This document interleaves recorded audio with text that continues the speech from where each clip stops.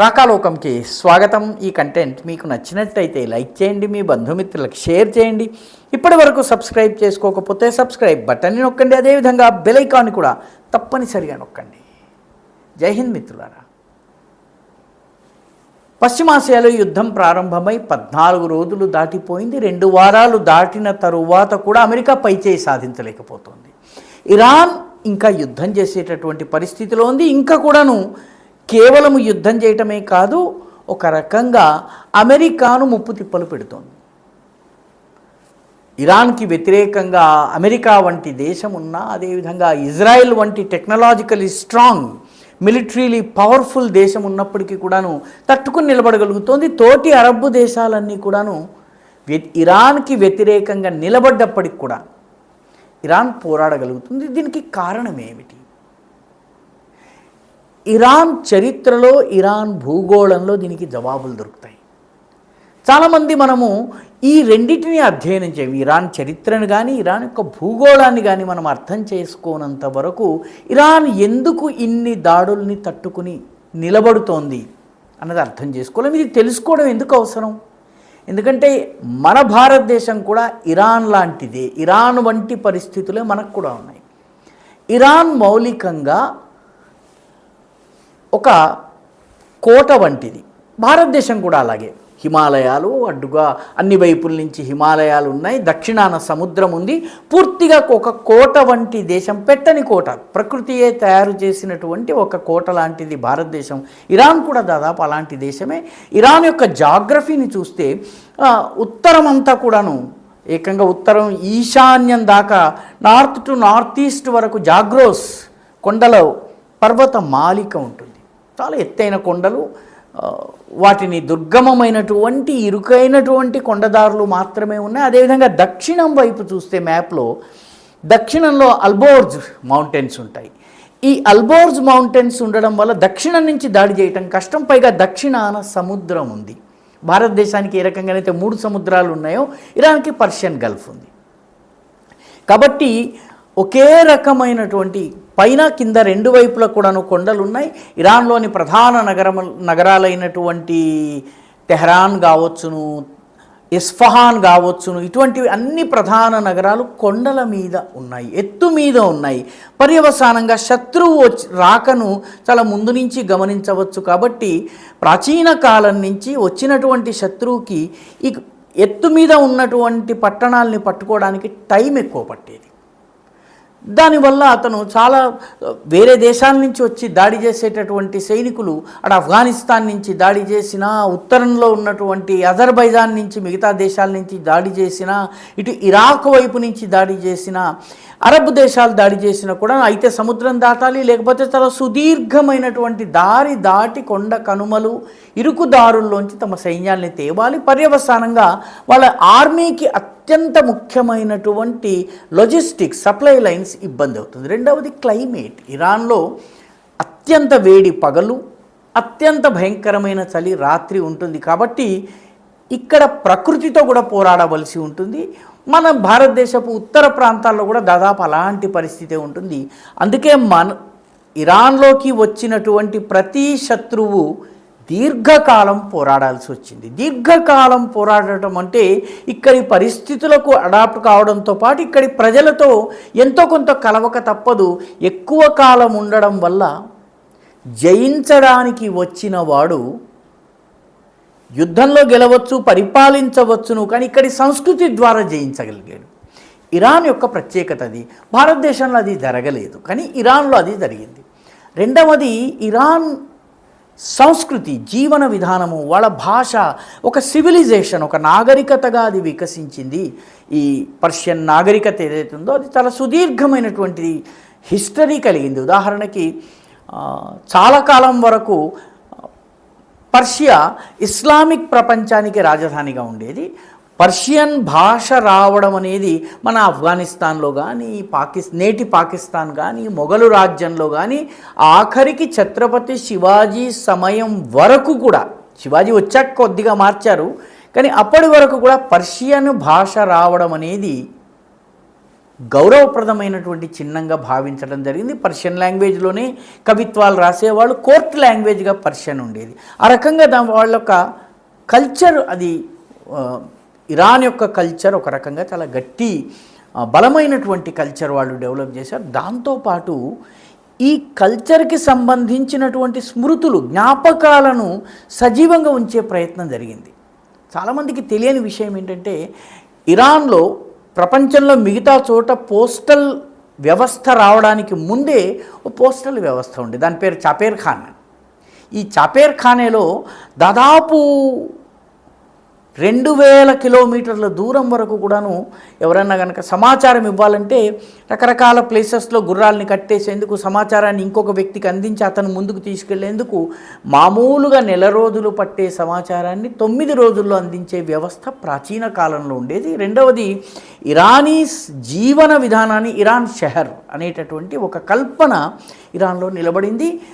ఇరానీ ప్రజలు, ఇరాన్లో ఉన్నటువంటి పాలకులు, ప్రజలు తమ సంస్కృతిని, జీవన విధానాన్ని, భాషను కాపాడుకున్నారు.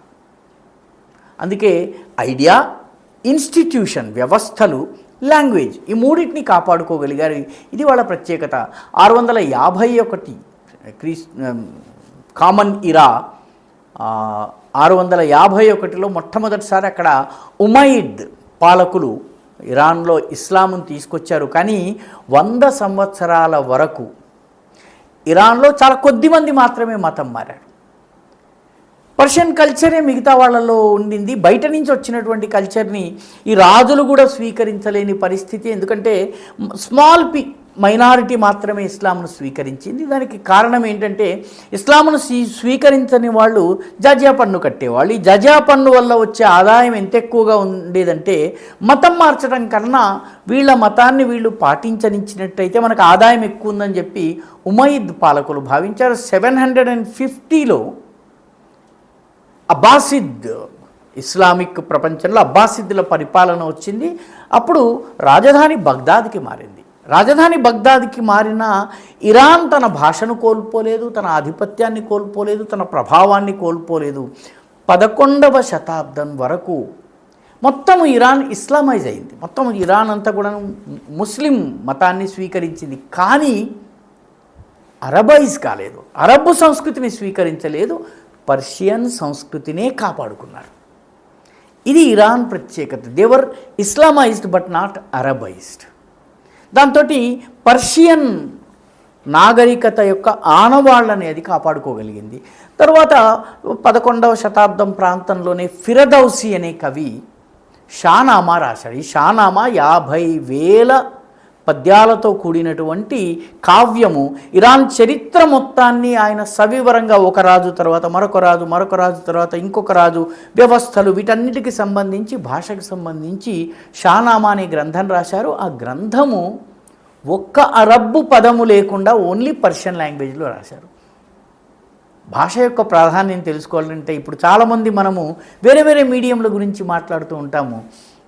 మన భాషని ఎందుకు కాపాడుకోవాలన్నది ఇరాన్ దగ్గర నేర్చుకోవాలి. ఈ ఫిరదౌసి మొత్తము తమ యొక్క నాగరికతకి సంబంధించిన జ్ఞాపకాల్ని నిలబెట్టడంతో పాటు చాలా పెద్ద ఎత్తున భాషని ప్రమోట్ చేశారు.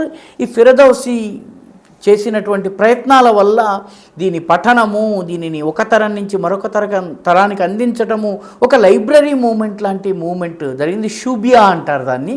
ఈ షూబియా ద్వారా ఈ జ్ఞాపకాలు నిలబెట్టారు. అందుకే ఇరాన్లో ఇంత ఇస్లామిక్ పరిపాలన వచ్చినా ఎక్కడ పడితే అక్కడ మీకు ఫిరదౌసి విగ్రహాలు ఉంటాయి. వాటిని ఆయతుల్లాలు కూడా ధ్వంసం చేయలేకపోయారు. 15th సెంచరీలో ఇరాన్లోని తబ్రేజ్లో మొదటి షా ఇస్మాయిల్ రాజు అయ్యాడు. ఆయన అయిన తర్వాత ఆయన షియా మతాన్ని స్వీకరించారు. ఆయన ఇథ్నా అషారియా అంటారు ఇస్లాంలో.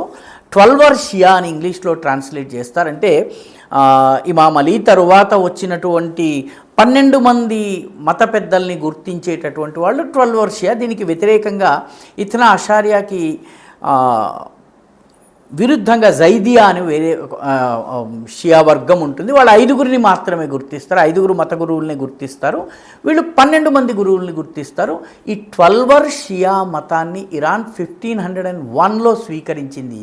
1501 నుంచి ఇరాన్ దీనికి సంబంధించినటువంటి మత పెద్దలందరినీ, వాళ్ళు లెబనాన్ కావచ్చును, మిగతా అరబ్ దేశాలు కావచ్చు, బెహ్రెయిన్ కావచ్చు, ఆఫ్ఘనిస్తాన్ కావచ్చు, సౌత్ ఏషియా అంటే పాకిస్తాన్, భారత్లు కావచ్చును, ఇక్కడి నుంచి రప్పించి, పాలస్తీనా ప్రాంతం నుంచి రప్పించి, అన్ని చోట్ల నుంచి వచ్చినటువంటి వాళ్లతో ఈ ఇత్నా అషారియా అంటే షియా 12 షియా మతాన్ని సంబంధించిన వ్యవస్థల్ని ఏర్పాటు చేసింది.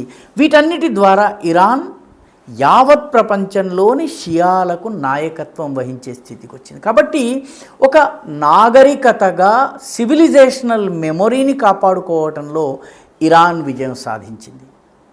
భారతదేశానికి కూడా ఇరాన్ వంటి భౌగోళిక ప్లస్ పాయింట్స్ ఉన్నప్పటికీ కూడాను భారతదేశంలోకి వచ్చినటువంటి వాళ్ళు నెమ్మదిగా ఇక్కడ ప్రజలతో విలీనమయ్యేటటువంటి వ్యవస్థ ఏదైతుందో ఆ వ్యవస్థ బహుశా 10-11వ శతాబ్దం నుంచి అది బలహీనపడుతూ వచ్చింది.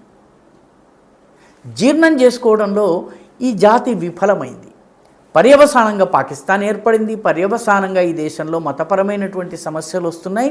కానీ ఈ దేశంలో, భారతదేశంలో కూడాను భాష కానీ, వ్యవస్థలు కానీ, సంస్థలు కానీ, సివిలైజేషనల్ మెమొరీ కానీ పుష్కలంగా ఉన్నటువంటి దేశము ఇరాన్. ఏ రకంగానైతే అమెరికాతో పోరాడుతుందో భారతదేశం ఈ సివిలైజేషనల్ మెమొరీ అండ్ జాగ్రఫీ వీటిని ఉపయోగించుకోగలిగి, జాగ్రఫీ ఇప్పుడు గగనతలం నుంచి యుద్ధమయ్యే జరిగేటటువంటి పరిస్థితులు అంత సాధ్యం కాదు, కానీ సివిలైజేషనల్ స్టేట్గా, దేశంగా ఉన్నటువంటి భారతదేశము ఒక సువిశాలమైనటువంటి తన సంస్కృతిని కాపాడుకునేటటువంటి ప్రయత్నం చేయవలసిన అవసరం ఉంది. ఇరాన్ నుంచి భారత్ ఏదైనా నేర్చుకోవాల్సి ఉంటే ఈ సివిలైజేషనల్ మెమొరీని శాశ్వతంగా తరాన్నించి ఇంకొక తరానికి అందించేటటువంటి వ్యవస్థను నేర్చుకోవాలి. ఇదే ఇరాన్ని ఈరోజు అమెరికా కావచ్చును, అరబ్ దేశాలు కావచ్చును, మిగతా ఏ దేశం వచ్చినా తట్టుకుని నిలబడేటటువంటి ఆంతరిక సామర్థ్యాన్ని, తన ఇన్హెరెంట్ కెపాసిటీని బిల్డ్ చేయగలుగుతుంది. వీడియో మీకు నచ్చినట్టయితే లైక్ చేయండి, షేర్ చేయండి, ఈ ఛానల్కు సబ్స్క్రైబ్ చేయండి. మీ అభిప్రాయాన్ని కమెంట్ల రూపంలో తప్పనిసరిగా పంపించండి.